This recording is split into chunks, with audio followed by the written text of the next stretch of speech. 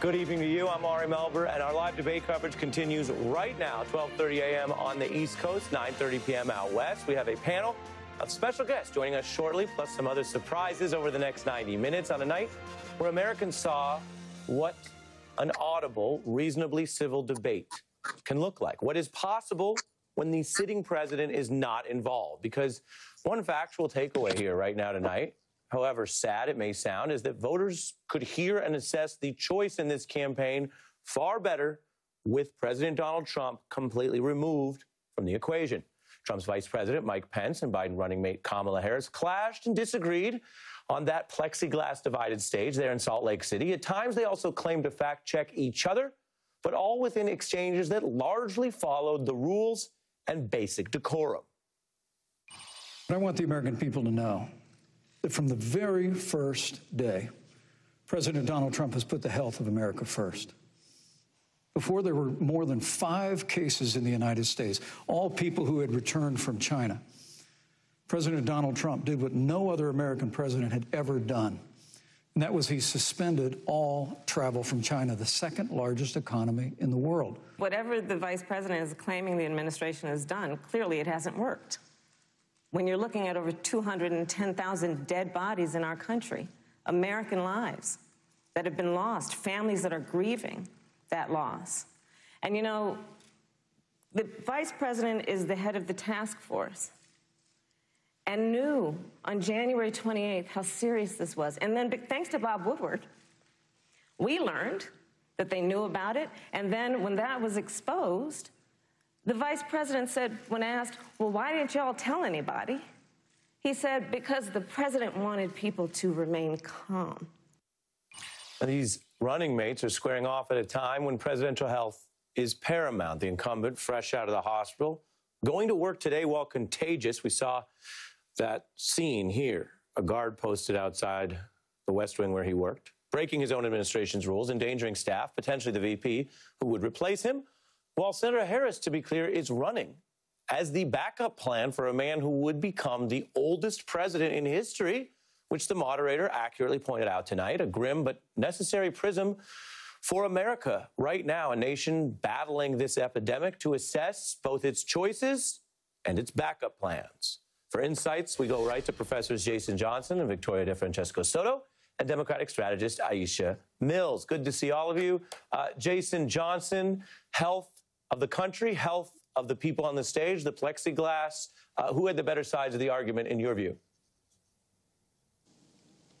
I mean, Senator Harris did because she actually occasionally used the truth. You know, at the end of the day, Ari, your only responsibility as the vice presidential debate is to defend your boss.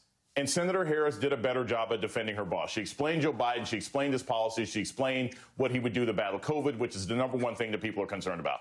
Mike Pence did a decent job of attacking Harris. He did a decent job of attacking Biden, if that's what you were looking for, but he didn't defend his boss. He didn't defend the incumbent. He didn't answer questions about COVID. There have been more COVID cases in the White House in the last week than like the entire country of New Zealand. He didn't have an answer for that. So, you know, ultimately, the glass shield didn't protect Kamala Harris from all the attacks, but, you know, they also didn't protect Mike Pence from the sort of stink and gross and dross that he's got from being connected to this White House. Aisha? I totally agree. Mike Pence clearly is not as disastrously nasty and evil as Donald Trump in his social engagement. So he showed up and he had a bit of dignity. I'm trying to find something nice to say. He had a bit of dignity and poise to his presentation, but it doesn't matter because almost everything that he spewed was either propaganda, misinformation, disinformation, or just plain old lies. And what was interesting about that is I think that, you know, he thought that he could speak in some kind of civil tone and would dupe the American public into believing what he said, when in fact the things that jumped out for me were the way that he seemed extremely misogynistically dismissive of the other two women who were there in conversation with him. He talked all over the moderator like she didn't even matter, and then certainly had, a bit of disregard for Kamala Harris and just kept on going, even with a calm tone. And I think that, he showed himself out to be in a very evangelical way, I'd say. Someone who is dismissive and disregards women. I didn't like that tone and tenor. I also didn't like the fact that he just lies through his teeth. The guy is responsible for 211,000, I think now, deaths due to COVID. He's in charge of the committee, had nothing to say about it, but we did a great job and we stopped travel to China. I mean, come on. Give me a break. Victoria, whether people liked what they heard or not, they could hear a lot more. There was more policy. There was more time split evenly between the candidates. There were some clashes for sure. It was heated at times, but really audible. And I know that's a low bar, but it is a takeaway at a time where Donald Trump was facing so much bad news, exposed as a tax deadbeat, the COVID case count we've discussed, the contagion in the White House, which has only gotten worse until tonight, as Jason mentioned, that he literally treated the last debate like his goal was to keep anyone from hearing much of the debate, which is a type of tell. I'm curious what you think from a civics perspective about what was able to be heard tonight. Well, look, Mike Pence did what he needed to do today. Debates are generally about trying to either A, convince undecideds, which are very few in this election, or B, shore up your base. And Mike Pence was able to shore up his base. It was a very different tone, Ari. It wasn't the yelling that we saw last week, but it was still basically the same message, trying to defend the agenda of the last 4 years. And so Pence did what he needed to do. He spoke to the base. He spoke to the Trump base, because what we've seen from this campaign over the last several months is that the Trump campaign has pretty much given up on the middle. They've given up on peeling away independent voters. They've given up on peeling away those suburban moms. And I think, the interaction that Pence had with Kamala Harris underscored that even more. So I think in this debate, it was audible, and it was also really something that I expected, where each of them did what they needed to do. Kamala went in there in part of the Democratic strategy, trying to peel off those independents, while Pence hammered down the base. Mm-hmm. Aisha, what does it mean to voters to see Kamala Harris, who is newer to the national scene, go toe-to-toe and just tell the vice president, based on her view of the facts and the COVID record, that he's part of the greatest failure in American history? I'm glad that she took him, head on. Like, she is poised to be vice president, certainly, but, also poised to be commander in chief. And so she's got to show up in a way that says, like, look, I know what I'm doing and I'm not afraid of you and you can't bully me. I was actually a little surprised. I found her to be extremely, I think, measured in her prosecutorial style. I expected her to perhaps have a few more zingers, go a little bit more for the jugular. I understand why she didn't. I thought she did a fantastic job, and I know that she prepared for this. Tell us why you think she didn't.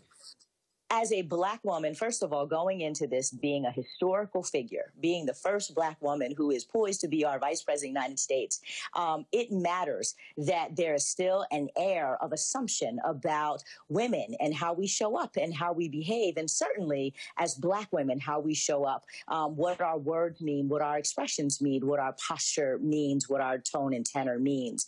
And I know that when you are speaking on a national stage, unfortunately, and Hillary Clinton experienced this, and so many other women who are in the public eye, that there is, a real sense of, okay, I need to get my message across to everybody. And I'm glad that I don't believe that she walked away with any sense of any kind of stereotype haunting her, that people had thought that might happen, because she took a tone that, while she is a prosecutor and she was going to get the facts, she also did it in a way that I think so many people could hear, and it made sense for her stylistically. So I think that she did a good job in that sense.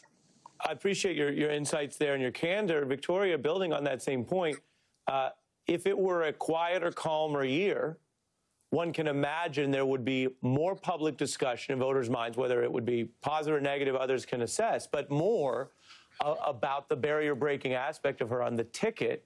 I could say, having covered and been around '08, obviously there was a lot more about that with Obama. We all know why we're busy and talking often about other things, and not just in the press. I think Americans are under a lot of strain right now. So that's not gotten quite as much measurable discussion, and yet we're reminded by Aisha and others why tonight, in that sense, was also historic. So, Ari, we are 50% of the population. We're actually a little bit more because we outlive our male counterparts. Yet when you look across the board, from Congress down to our state legislatures, at the max, we're at about 23% of all elected bodies. Yet we're 50% of the population. We just celebrated the passage of the 19th Amendment, which is great. We vote. We've been out voting. But we have yet to have that seat at the table in terms of elected office. So I think this is why having Kamala Harris up there, having her on the presidential ticket is so amazing. And like you said, we've kind of forgotten about that because there has been so much chaos in this election, but it is such a remarkable first.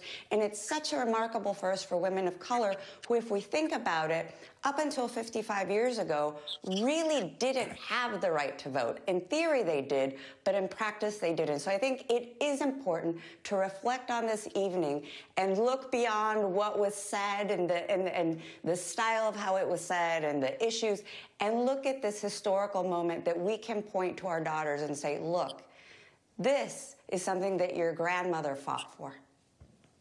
I really appreciate the points there. The other big point as we begin our special coverage, and we're going to be on live here for the next hour and a half or so, is a trickier one. So I'm going to throw it at Jason. And this is the tougher one, Jason, which is morbidity and age hang over the hall. And we've well documented Donald Trump's recklessness with his own health and others. But that's not the only issue for voters. The moderator put it succinctly tonight. If Joe Biden is elected and finishes his first term, he'll be 82, which, no shade to all of our wonderful grandparents watching and other senior citizens who we hope make it to 92 and 102. But this is real stuff, especially as a president comes out of the hospital this week. So I'm curious, Jason, what you thought of that difficulty as something Joe Biden himself has spoke openly about, where the running mate is a bigger deal given that. And to lighten this slightly, because we're not trying to overly lean into anyone's potential end, I will reach for the modern poet Lil Uzi Vert, Jason, who I know you know, who said anyone, he basically said, go ahead. No, I'm going to let you, Ari. I'm going to let you because I'm going to flow with you. I'm going to flow with you. He said, I'm paraphrasing, but he said, anyone who claims they're better than me, you know they're lying. My money older than Joe Biden, which is a reminder that in pop culture, facts, Joe Biden is actually known for being elderly.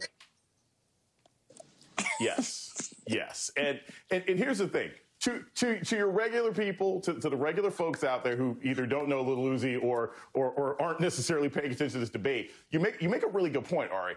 To us in the chattering class, to us who are concerned about these kinds of issues, the fact that Joe Biden is old, the historical elements of who Senator Harris is, Mike Pence, and what he lied about, those are the kinds of things that we pay attention to. But I'll be honest, Biden's age and those sorts of issues, my low information voter friends, my colleagues and my students, that's not actually what they are concerned about. They're not concerned about Joe Biden dying. They're concerned about their own grandparents dying. They're concerned about them dying. They're concerned about their own health. And the kinds of things that are actually going to be remembered from this debate, unfortunately, for civics purposes, are not going to be Senator Harris's answers. It's not even going to be Mike Pence's lies. It's going to be the fact that he had a fly on his head and the people were coming up with conspiracy theories about why his eye was bloodshot. I think there's a larger context that we have to understand that these two are not going to be the focus of America, because no matter what Mike Pence said, no matter how brilliant he may have been from anybody's interpretation, he is not going to be the story tomorrow, because Donald Trump will go do something else crazy that will obliterate what we're talking about tonight. Yeah, well, we are, and I appreciate all that. We're running over on time, but Jason makes a fair point, Aisha, which is many people were buzzing about the fly. the fly was clearly the winner of the debate tonight. Over 2 minutes, that fly sat there and distracted us. And you know, believe it or not, we have more on that tonight, and not just dad jokes, but actually the Biden campaign using that as a viral moment. They have a political strategy around the fly. I have that later in the hour. That's really late night stuff. But Professors Johnson and DeFrancesco Soto and Aisha, thanks to each of you. Up next, the one and only Steve Schmidt.